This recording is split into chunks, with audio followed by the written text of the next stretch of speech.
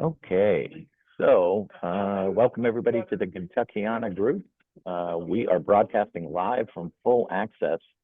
We're not quite sure how we're going to pull this all off, but we're trying to work it out, and we're going to see if we can save it for posterity and put it to our archive later. So um, here we go. Can you give them the light to the microphone? All right. Well, good morning, everyone. My name is Todd Weller. So here's a little bit of information about me while I'm working. I've been working with FileMaker since 2001. It started with version 6. And when I'm not working, here's some things that I like to do. I love roller coasters, musician, runner. I'm a collector. And of course, I have databases to track my roller coaster riding and my comic book collection. Despite any similarities in appearance, I've never played a doctor on television. But if you say, "Talk to me, Goose," in the hallway, I'll stop and talk to you. All right. I also have to point out that I am from this area in the United States, in southwestern Pennsylvania. And there's sections of the map there that you will see are the you guys group. There's the y'all group, the you all group. Well, in that corner of Pennsylvania, it's yuns. So if I say that yuns need to do something, I am referring to everybody in the room. I don't want you to get lost whenever I slip into any Pittsburghese or anything like that. So just wanted to make sure you were aware. As far as what this session is where it's going to be an introduction to let you know what is now possible with FileMaker 2025. We are focused on Claris FileMaker Pro. So there's some things that are changed in both Pro and Server and Go, but we're going to focus specifically on Pro for the sake of this session here. And unfortunately, just because of the time allowed, this is not a detailed explanation because I have 63 features that I need to cover in the next hour. So we're not going to be able to dive into everything, but this is just to let you know what's out there. Some of them will only be mentioned. Others will be, we'll dive into some demos as we go along. So that's what's going to happen here over the next hour or so. All right, so I did a presentation to this similar in a scope a couple of years ago at Claris Engage, and I was trying to figure out how I was going to classify the features, because it's like I could talk about the top 10 features, but my top 10 may be different than your top 10, because well, obviously we have different priorities and things that we're trying to accomplish. So, and I don't want to count any of them out. You know, I could rate it by, where they occur, whether is it a Pro, is it a Server, is it a Go feature, but this is all on Pro, so I needed to come up with something. So for that presentation, I use sandwiches based on, the type, you get your ham sandwich, your meatball sub that's a little nicer, and then the Permane sandwich, which is another Pittsburgh staple that is where you got the meat and the French fries and the coleslaw all on between a piece of bread, and it's just awesome. But I wanted to do something a little bit different here. So I decided to use roller coasters, okay, because I love all types of roller coasters, big, small, doesn't really matter.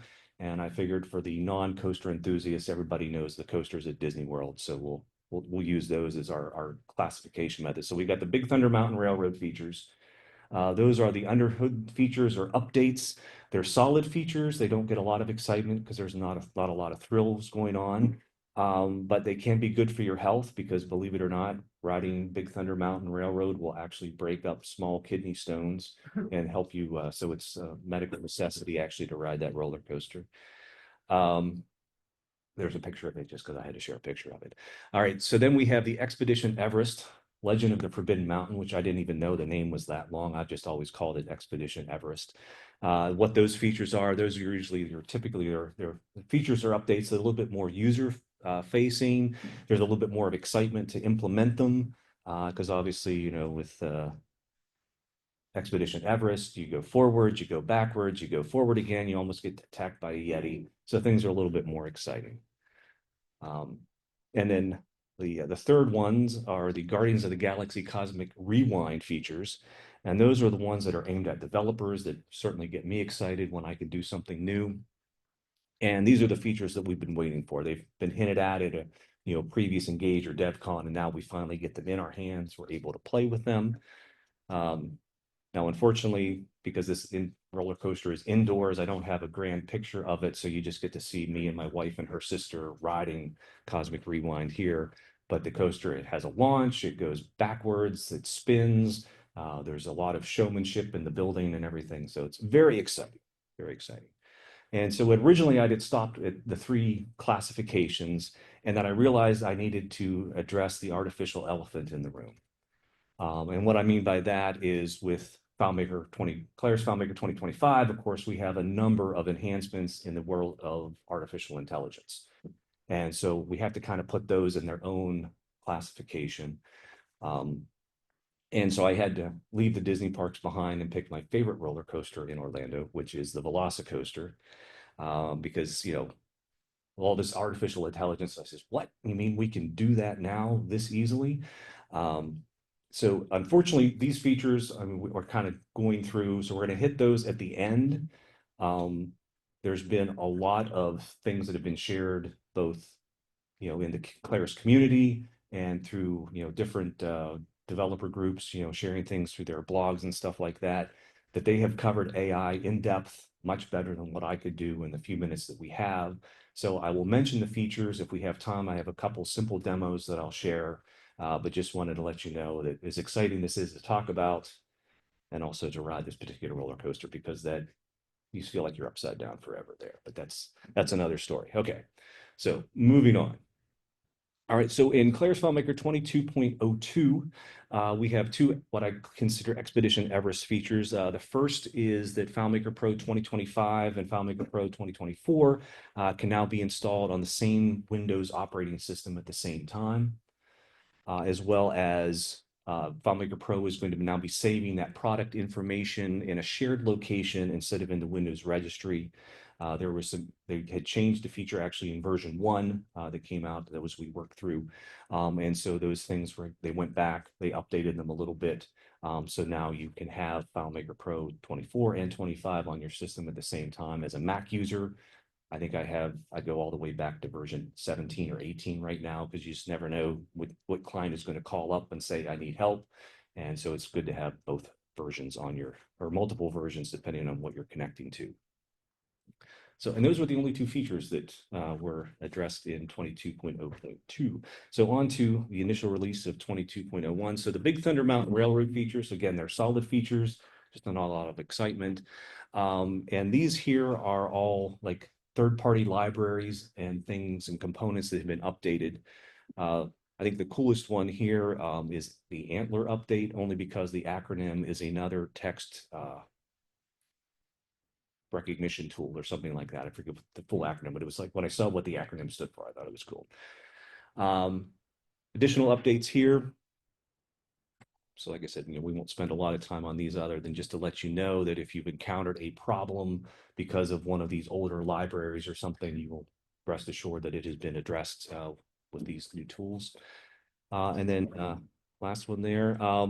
Number 16, there is the references to Microsoft Azure have been replaced and updated to Microsoft Entra ID. Now, I don't know about where you're at in your part of the country, but in Western Pennsylvania, maybe it's a Western Pennsylvania thing, we still give people by directions of where things used to be. So it's probably always going to be Azure, even though they now call it Entra, but that's up to you. All right. Theme recovery has been improved. And handle cases where a theme becomes corrupt or missing. I've been fortunate; I've never experienced that in any of my development, any of the solutions I've been working on. But obviously, not losing a theme and being able to recover it is a big deal. That's why I wanted to bring that up. There is a new update layouts when the schema changes option that we'll actually take a look at here when we switch over to demo. And what that does is now whenever you make a change, or even like when you delete a field, if it's on layouts, you can have it be removed. So you don't have to remember to go to all those layouts and clean it up after the fact, or have a user log into a layout and see, field missing. It's, done the work for you. The use of the OpenSSL library is now optimized with additional compiler flags, which reduces the loading of deprecated components. So we've improved some efficiency there. It's not loading things that it doesn't need. And then the last one is when, if Vince were here, he would probably say that this is, a Velocicoaster feature maybe.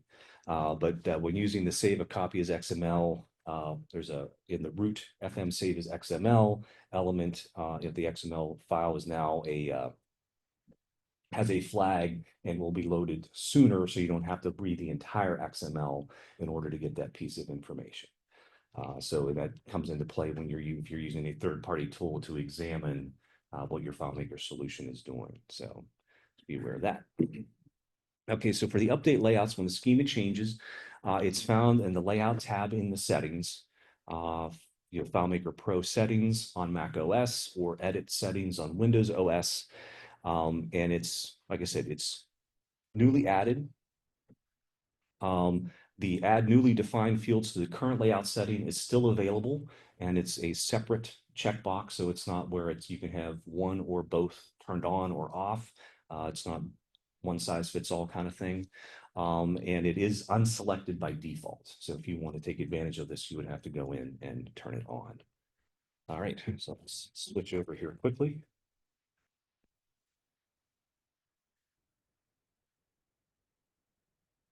All right, and so where you find that here, again, in settings, right here on your layout tab, and you can see we have this update. Now I've already have it turned on, and you can see here there's the add newly defined features for the current layout, which is unchecked. This one here, I don't know that because once I get my layout, I don't want to accidentally add a field, so I almost always make sure that that is unchecked. But like I said, this one here, because it's going to remove those fields, it's going to be kind of nice to help it clean up after yourself. So what does that look like? So I'm just going to make this layout very ugly. We're going to go ahead and create a new field.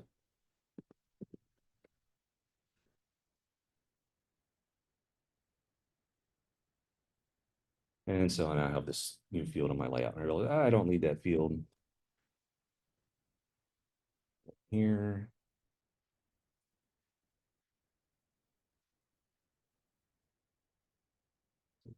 That.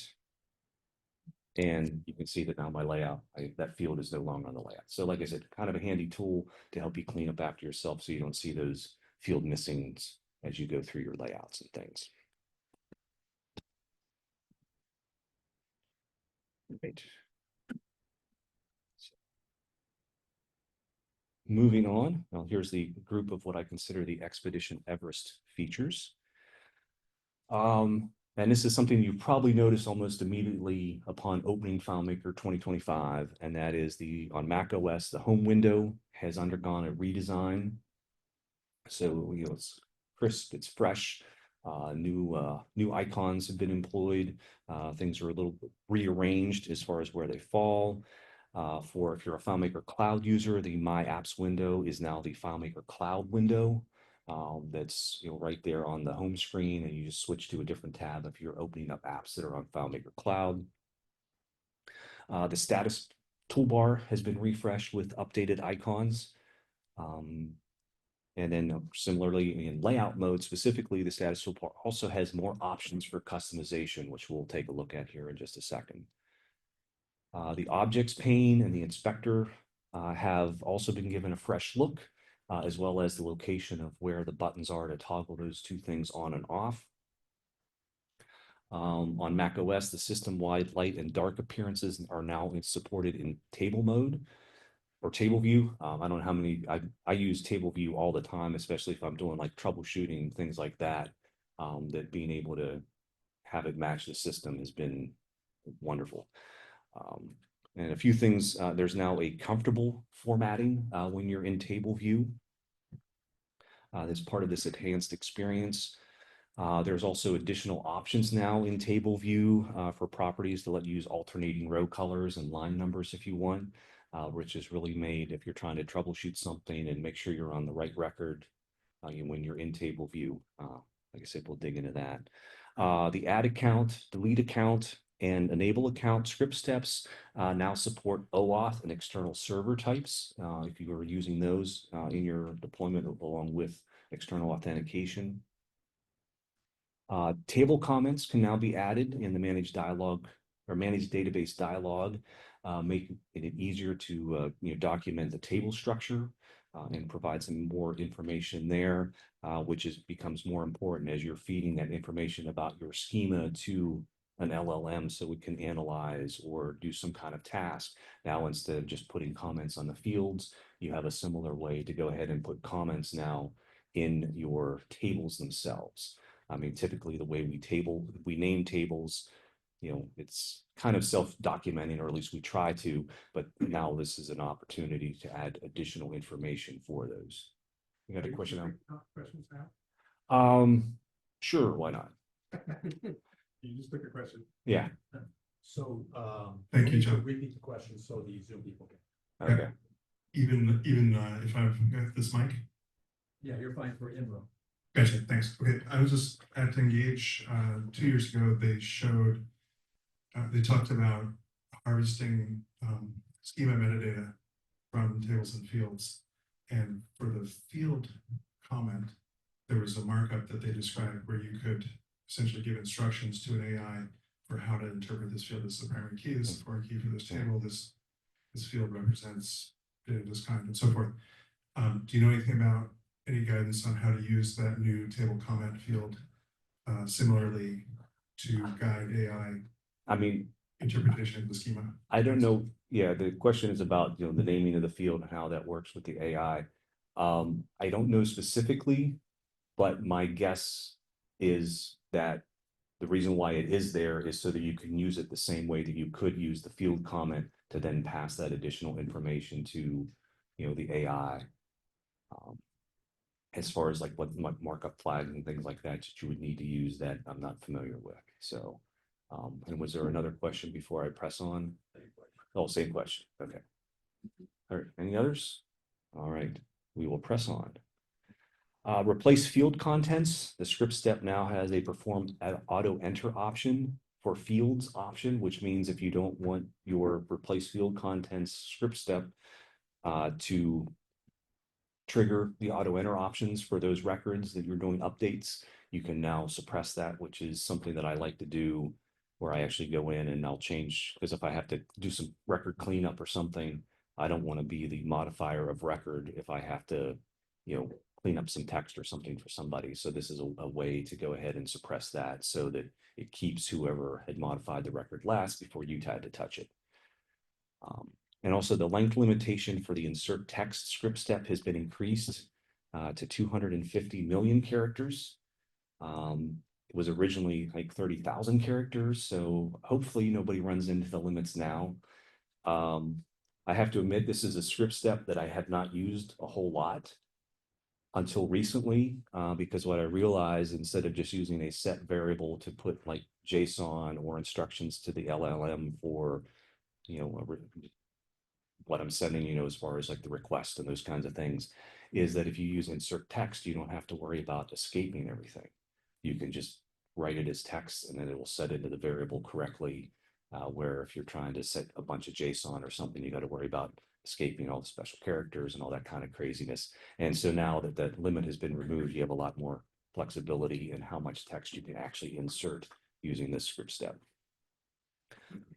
And then a couple more that I threw on here in the Expedition Everest features is that you can now upgrade to the latest version of the previous major release to the current major release.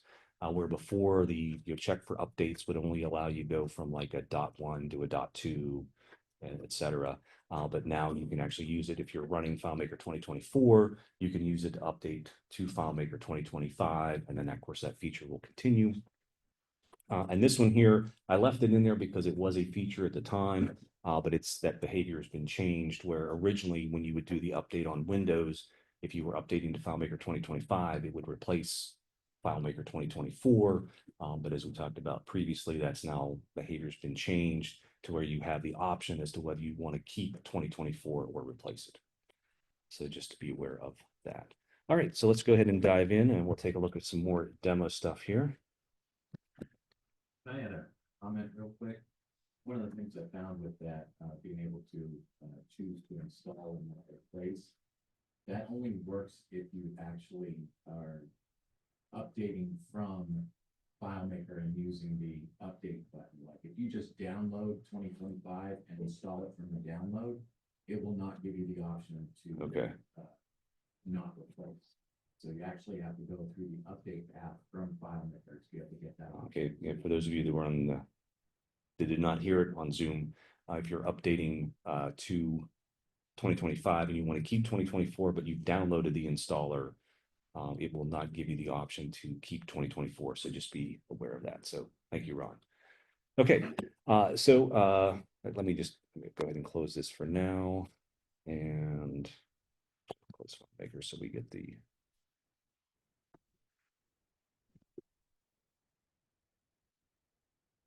So here is let me dismiss my plugin. So here is, like I said, the updated homepage on Windows OS. You can see here where create and open have now prominent look spots here over on the left. Again, for FileMaker Cloud, if you're using that, you can just pop down there. And then your favorites and recents work similarly as you would before, but they're just located in a slightly different location. So we'll go ahead and select this file since that's the one that we're using. You can see here our status toolbar. The icons have been, refreshed, given a little bit more, cleaner appearance, a little bit more modern, make it a look more Apple-like, I guess, for lack of a better word. When you drop into layout mode, you can see here, let me move that over, that the status toolbar is different in layout mode. One of the things that I like, if you remember, the inspector and the object toggles used to both be over here on the far right. Now you have the option, you can actually move them. And so it's over here on the left for your objects, and then the inspector over here, you can toggle that. And then you also have the ability to have more things called out as individual tasks. One of the things that the default menu has done is it actually removed the part tool, which actually is something that I find myself using on a fairly regular basis. And I was like, I can't believe they took away the part tool. But then I realized if you go into customize, as soon as I find it, is that, I was able to drag it back on and put it where I wanted it. But now you can see we have all of these other different individual layout tasks that you can put in the toolbar if it's something that you find yourself doing on a very regular basis. So you have a lot more flexibility there in how you want your status toolbar to be set up when you're in layout mode. I hope you maybe get these pictures off to the side here. So, screen space. How about that? Oh, that's perfect. Thank you. Appreciate that. Okay. So let's go to table view. Like I said, here is table view, which I think we're all used to seeing table view that looks like that. Okay. But now with some of the features that we're able to take a look at, you see that now there is this appearance section down here at the bottom that gives you additional options. I'm going to go ahead and turn these on because I like that being on. But we can use system appearance first off. So now when we go back into browse mode, you see things are looking a little bit nicer. But when we switch to the comfortable formatting, alternating row colors, we'll turn everything on.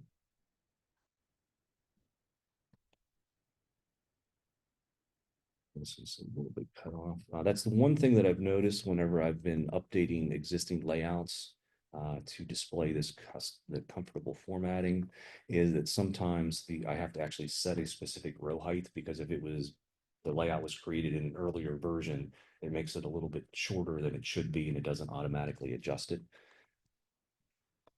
So when we do that, save it back to browse, and you can see now, because I don't know how many of you have gone into table view to edit a record and realized you were on the wrong row and changed the wrong record. Does that happen to anybody? Yeah. So now you actually can have something that highlights the entire row instead of just seeing the little icon on the side, makes that a lot easier to do. So like I said, and this was one of those things that when I first discovered this, I actually had to go back to FileMaker 2024 to make sure it hadn't been added there, and I just missed it. And it's like, where have you been all my life? But it's in there now so that we can go ahead and begin to use it. For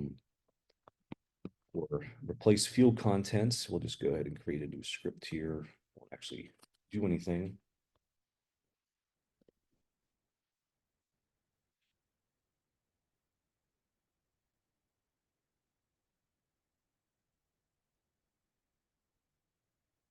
See here, in your declaration for replacing the field contents, you can now perform the auto enter options for fields, or you can turn that off if that's something you don't want to trigger, like a modification dates or times or things like that.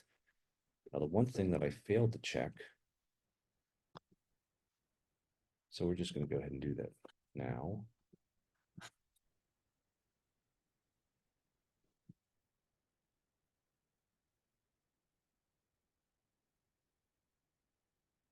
Is that if you're doing it from the menu, it is not there. It's only applies if you're doing it from the script step.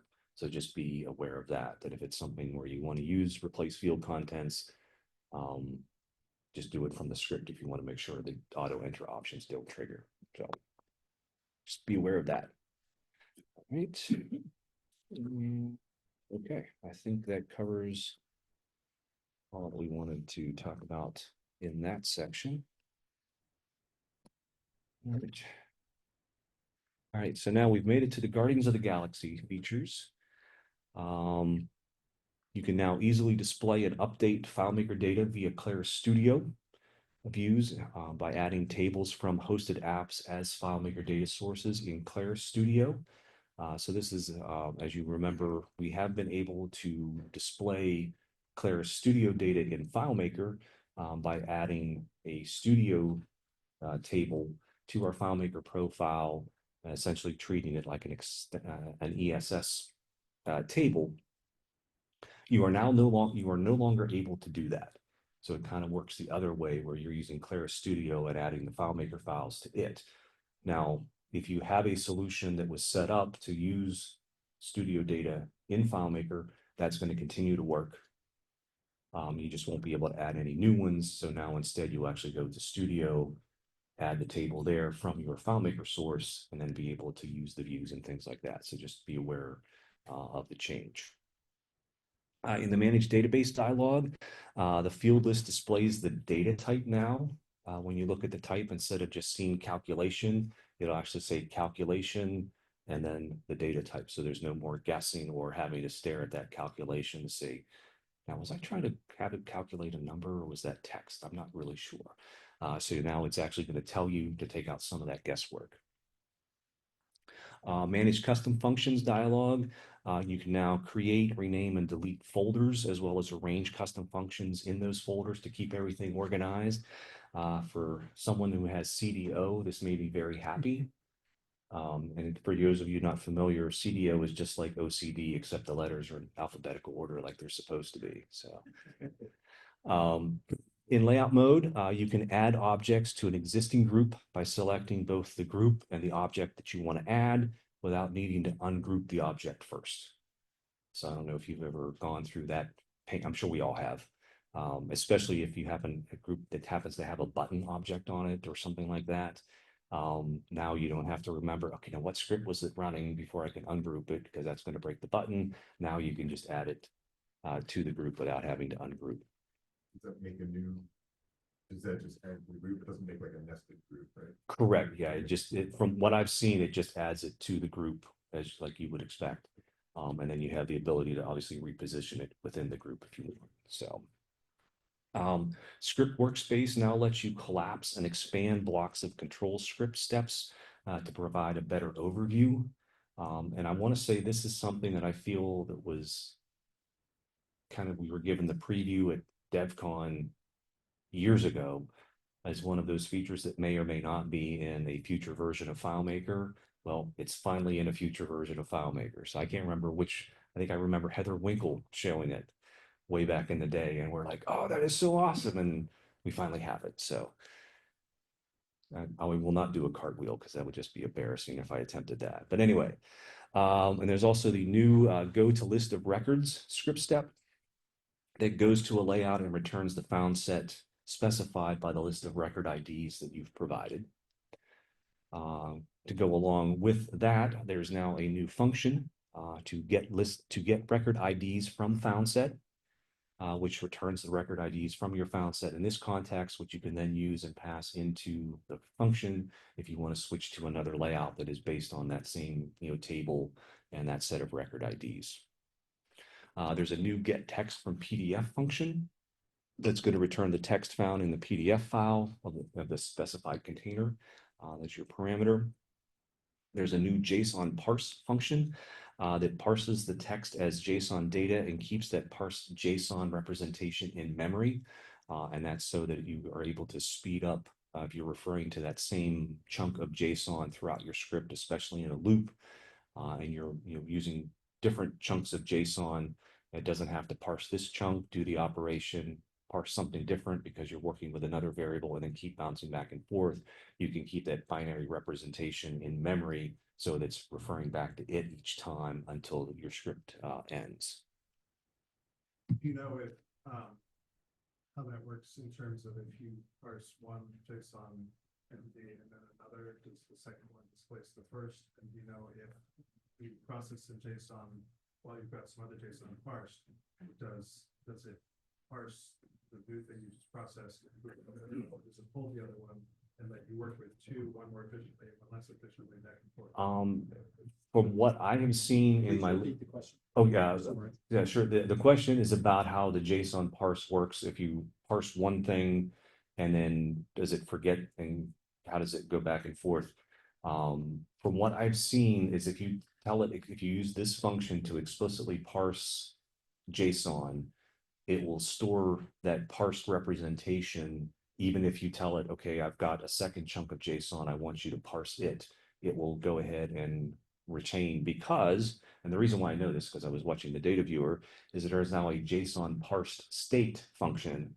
So you can see if your JSON that you're working with is parsed or not. And as I was going through, I could see I had like 3 different variables that were JSON, and each one was in its parsed state after I told it to go ahead and parse it. So, all right. So going to list of records, when you're using the script step, there are 4 options. The first one obviously is the list of records, and you have some flexibility here. It can be a return separated list. It could be an array. And there's also, I think, like you could have it be like an array of objects where each object is the name value pair, record ID, and then the actual record ID. Obviously, return separated list is very easy because I like making JSON arrays. I usually use that, but you can, feed it whatever you want to get that list of record IDs. There's of course, the show records using which layout, which you would see on, go to related records, or even go to layout where you would just pick your layout. There's some window options, whether you want that to open up in your current window, or if you want it to, open in a new window. And then just like with other navigation, you have the option as to whether you want to enable your navigation or the animation or not. And sorry, I wasn't reading my slides and jumped ahead. So yeah, there's the carriage return separated list, JSON array of IDs, and then that array of JSON objects with the record ID key value pair. The get record IDs from found set. It returns the record IDs from the current found set as a list or JSON array. You can actually specify how you want the input to come back. And then you could feed that again to your go to list of records script step.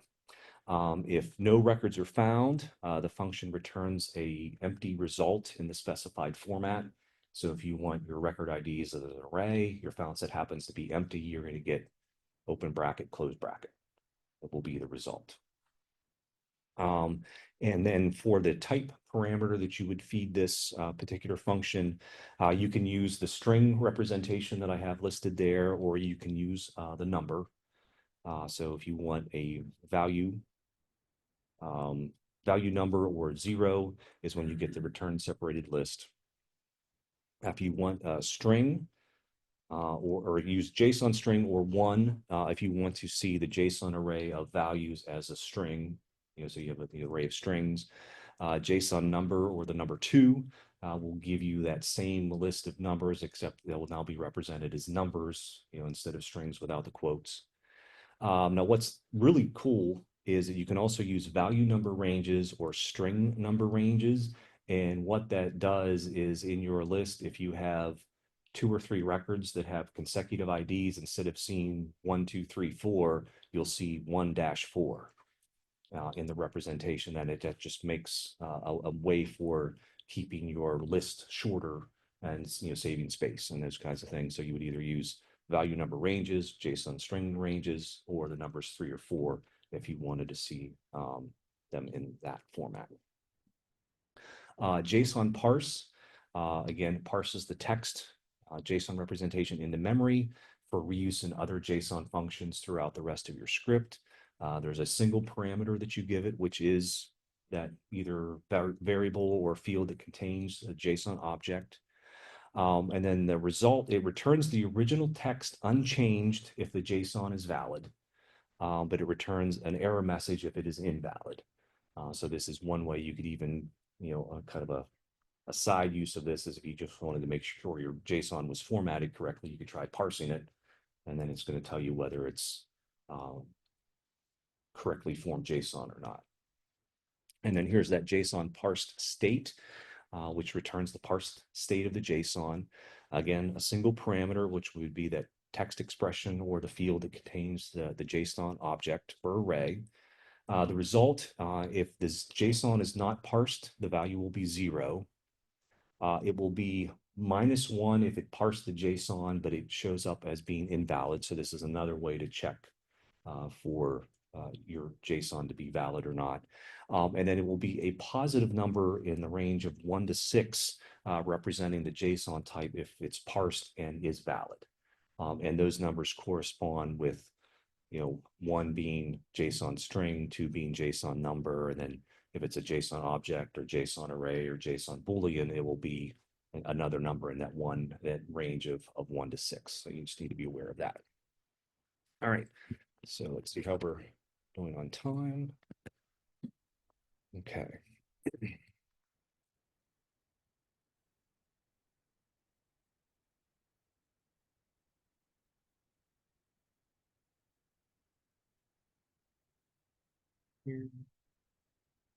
So there we are. So let's go ahead and take a look at this first. Like I said, here is our tables. And you can see now, just like you would have with the field comments, now we have our table comments. You'd find it right where you would expect it to be.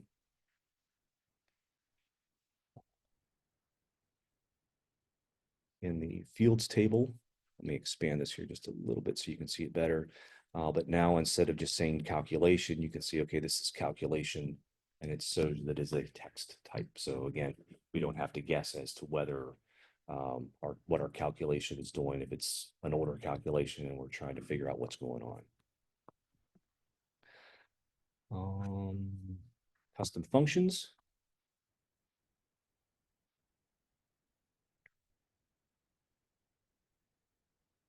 Okay, which you can see I used a lot of custom functions in this demo file.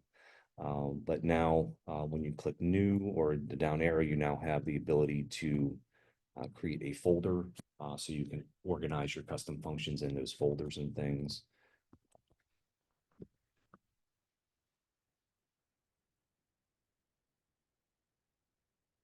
Just, move your custom functions around to get them organized into the folders as to however that makes sense for you. Okay. So I'm going to go ahead and drop into layout mode. We'll go ahead and group that and then realize. Oh,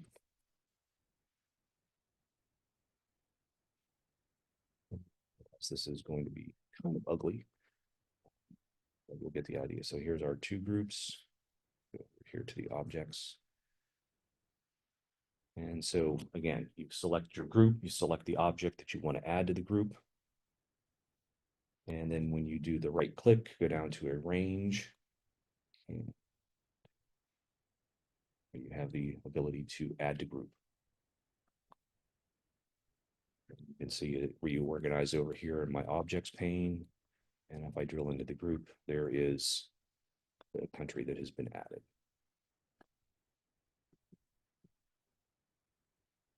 So, and you also have the ability to say, you know what, I didn't want to do that. I want to remove that from the group. And so now so you have the ability to add to the group and remove from the group. So question in the back.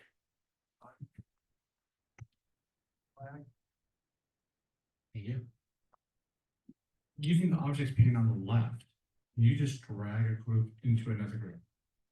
I don't know. Let's try it. So there's country. Yes, you can. I thought so. It makes sense. Yes. I hadn't tried that, but yes, so that is. I have a question also. And I'm not sure if I'm remembering this correctly or not, but I believe you can't select a group and add a group to another group. Can we take a look and maybe test that? Sure, we can. Right, so let's go ahead I think I and ran into that. We'll make this a group. Curious if I was correct. And so we'll try it this way first.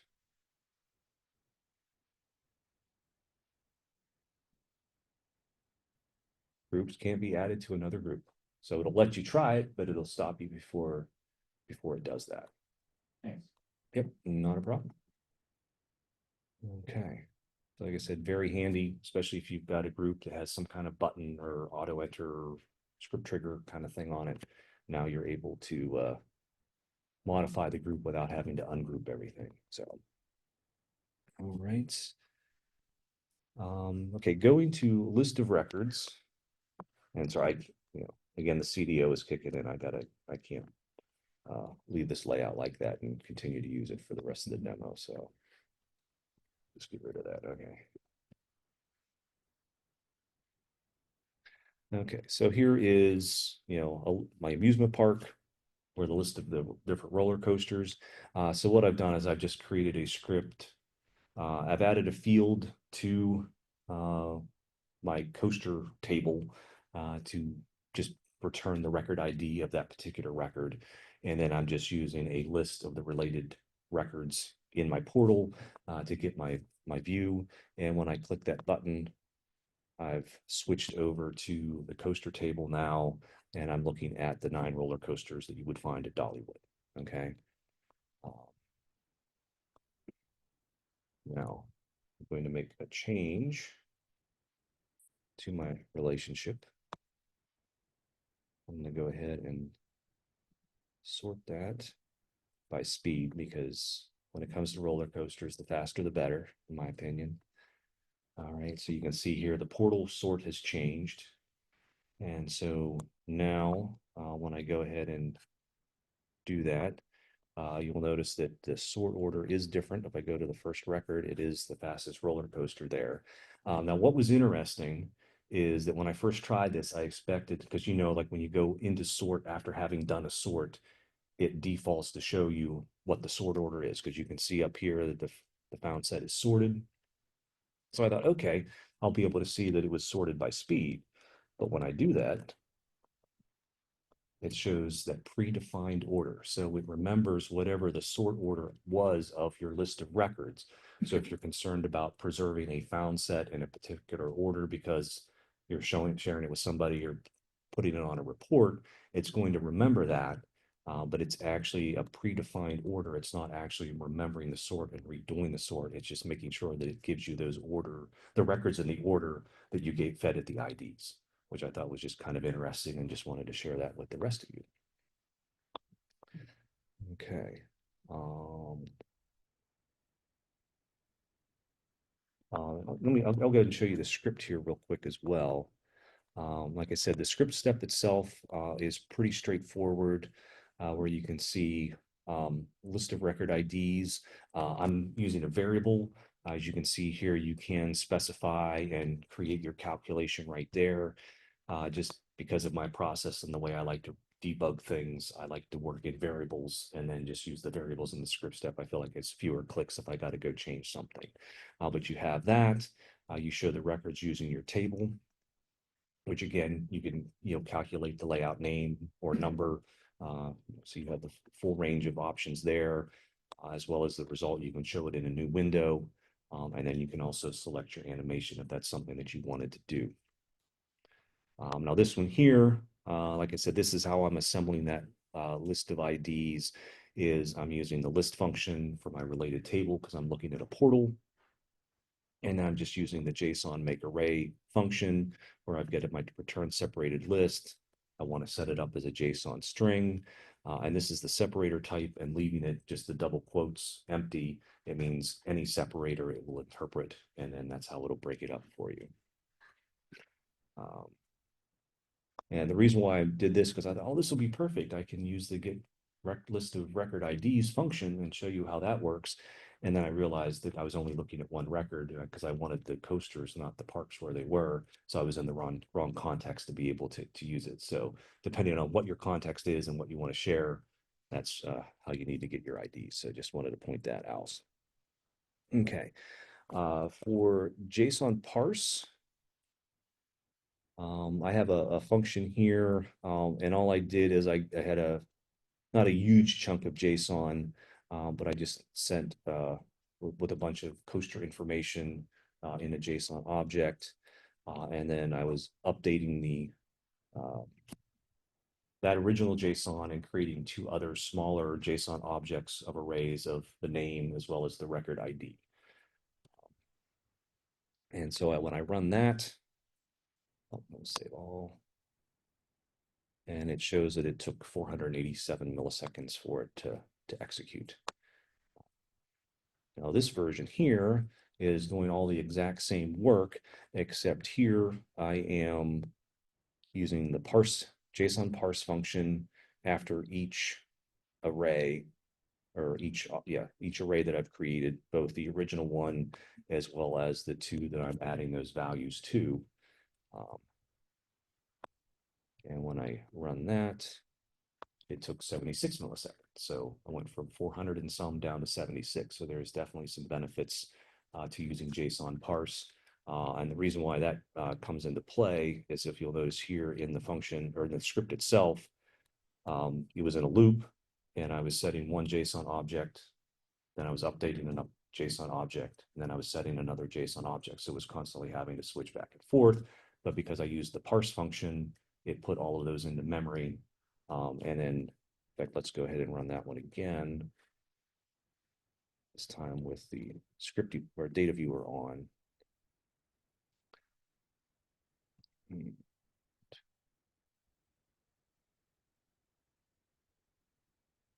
So, thought it was on the current view. Oh, I did want to go to the watch. So you'll see here, I've got three variables that I'm looking for: the coaster JSON, the name JSON, and then the ID JSON. And obviously, while the script is executing, you'll see that it shows the number 4. And the reason why 4 is shown instead of just like 1 or something is that those 3 objects are actually JSON arrays. And so then, since it's telling me that number 4 corresponds with the JSON array object type in JSON. So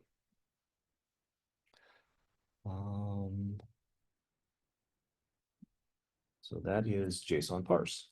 So let's go ahead.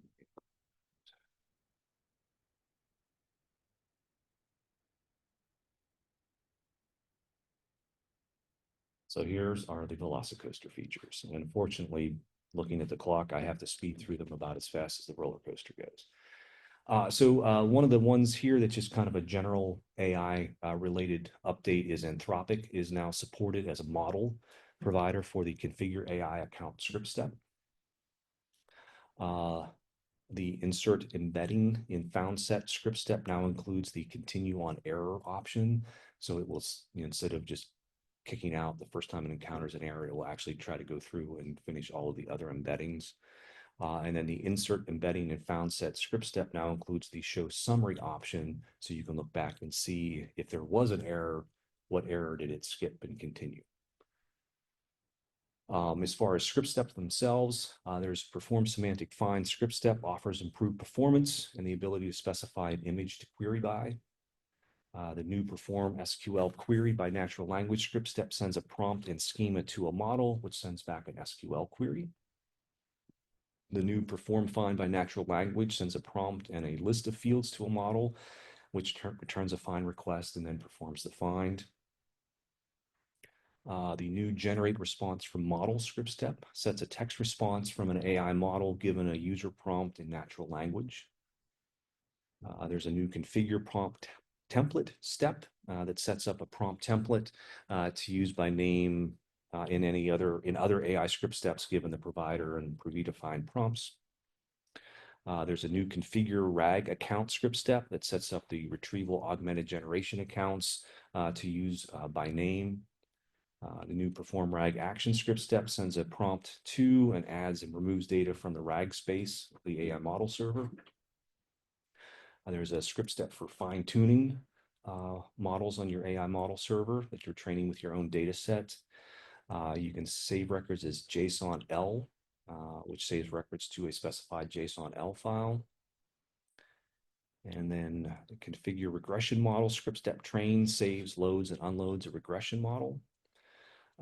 Get fields on layout function that returns a list of fields on a layout as JSON data. This is something that's, again, it's because you're just getting information about your layout, but that's information that you may want to feed to, one of the models when you're using the AI script steps that we just covered. There's a new normalized embedding function, which normalizes the embedding vectors and unit length, again, in conjunction with the script steps. New add embeddings function adds 2 embedding vectors and returns the result as a normalized vector. You can subtract embeddings. There's a function for that. It subtracts the embedding vector and returns the result as that normalized vector. The predict from model function returns the predictive value from a trained regression model for the specified text embeddings, if you're using that. And then the last one is the get rag space info function that returns information about the specified space and all spaces or not. So, like I said, a lot of stuff has gone into the AI updates. Do I have a few? Where'd Ron go? Well, since Ron is speaking after me and I don't see Ron, I'm going to go ahead and keep going for a little bit if that's all right. And I'm just going to, like I said, switch back here to FileMaker, and I'm actually going to go ahead and this.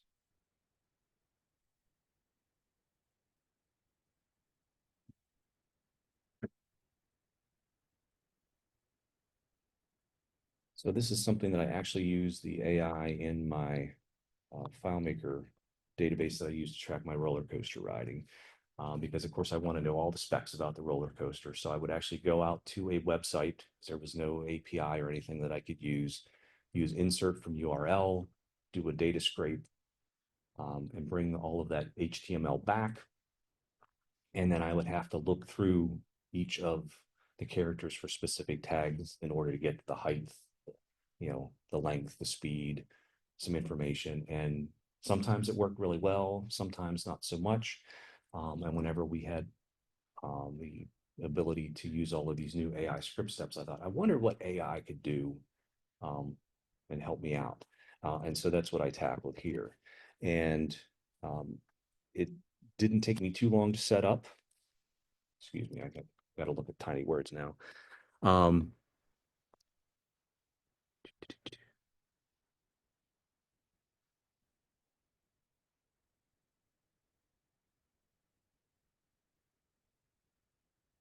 Like I said, like here's the original script where I was doing the insert from URL, getting that HTML, and then I had a custom function where I could feed it the tag and it would do essentially a pattern count and look just for the first occurrence, and then it would know to take so many characters afterwards. One of the ones that was the hardest was for the dates. I just didn't know what to do with the dates. So what I decided was, well, let's go ahead and do that. So I'm still doing the same insert from URL, but what that does is, get the AI count here, and then gets a response from model.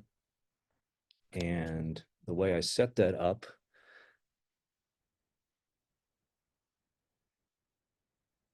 is this is my prompt. And like I said, this is where using insert from text rather than set variable was very handy because you can just write it and then you can paste it in. And so all I had to do was go through and tell it, okay, this is the information that I want for the make. It may be called manufacturer sometimes. And then, I try to give it some examples. Gave it some more information on the date as far as opening. Like if it just gives you a year, assume that it opened on May 1st and things of that nature. One of the things that it kept doing is that when I was doing the response from model, it kept giving me some like little tick marks before and after the opening and closing parentheses of the curly braces of the JSON object that I was asking for it to get back. And as you can see, I was getting really upset and I had to keep telling it, quit sending me that stuff. I just want the JSON. Don't send me anything else. So sometimes you have to get a little angry with your LLM and so that it gives you the right stuff. But what that does is let's see.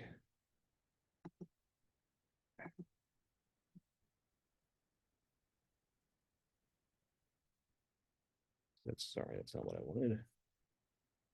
Now this one here is one that's already been, I already have the specs, but we'll just go ahead and step through the script so you can see what it does.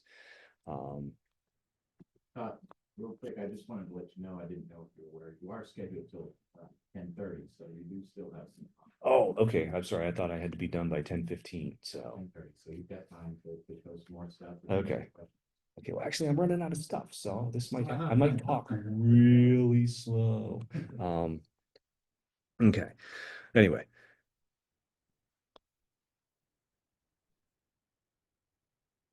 Right.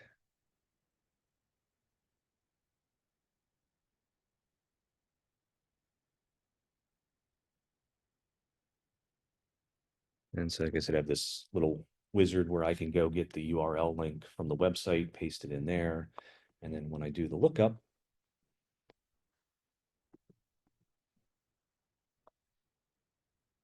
and then just so you know, I mean, I'm sure you guys have seen stuff like this before, but just so you.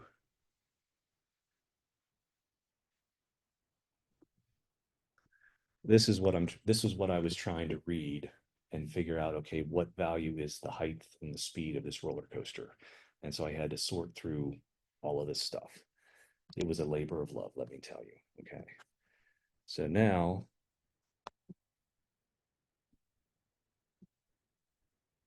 come down, configure the AI account, and just ask the generate response from model using the prompt that I created, as well as the payload from the HTML scrape that I did.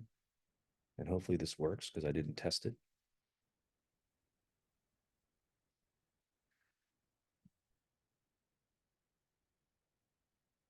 And so now when we go back over to the data viewer,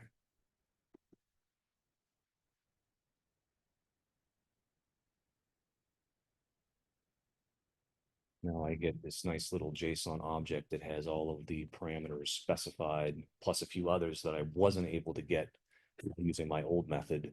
Now and then I can just get each item name value pair out of the JSON and set the information for the roller coaster, and I'm ready to ride. I'm very happy. So.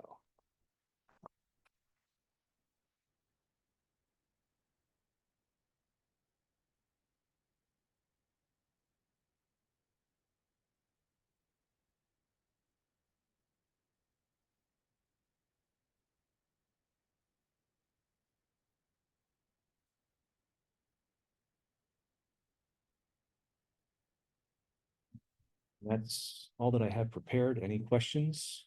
Hopefully I can answer. I just want you guys to know that I'm not that Todd. So you be careful what you ask me because I may not know.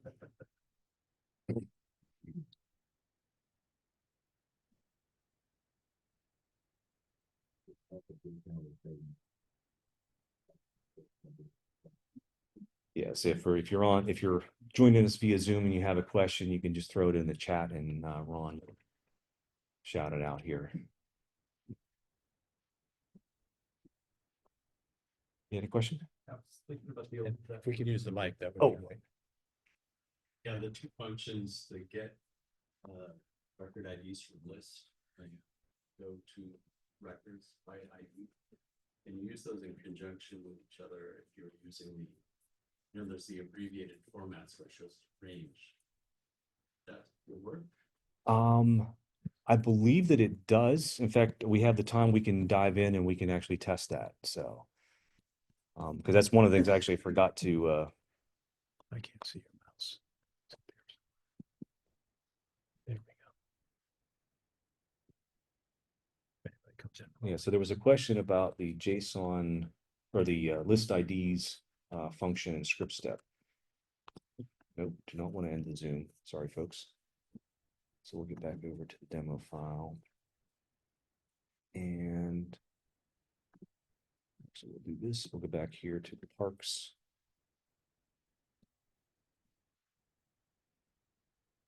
Find all the parks in Pennsylvania. All right, so that gives us a reasonable found set. We've got 13 records. And so do some in data viewer here.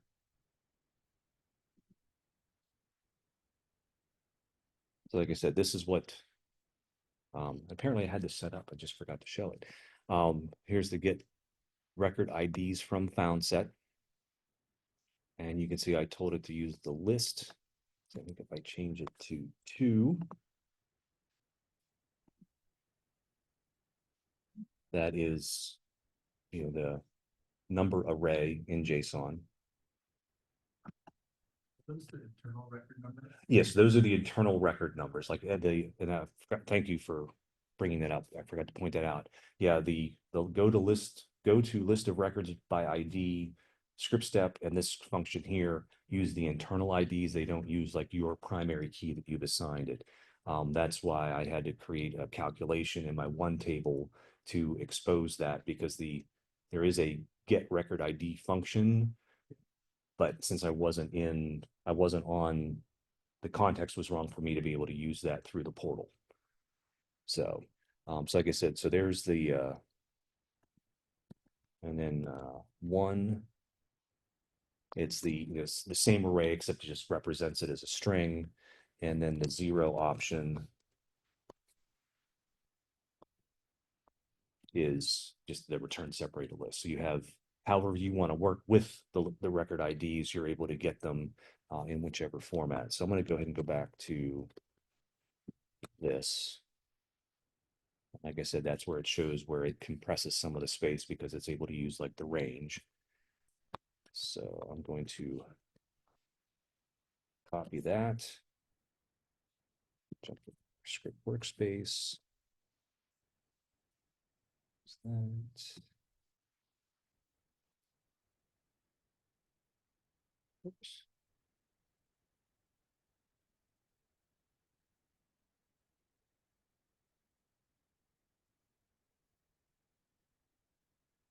And I'm going to violate one of my rules just for sake of time. I'm actually going to do the calculation here rather than else in a variable. And so we're going to go ahead and use the parks table. Don't worry about any animation.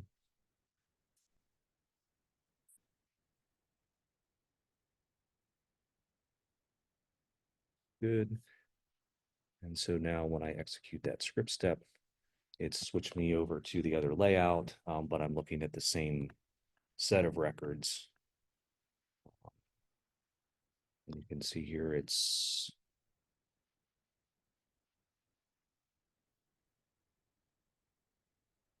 in the order that it was in. If I go back to the amusement park again, I'm just going to go ahead and have it sort by city instead of name.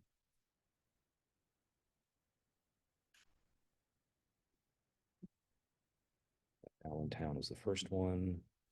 Go back, run that script again. You can see that it's preserved that found set and switched, even though I was moving from essentially one table occurrence to what like my base table occurrence that this particular table is based on. So so that, like I said, that's how those the name ranges work, and it will work with the script step. So, any other questions?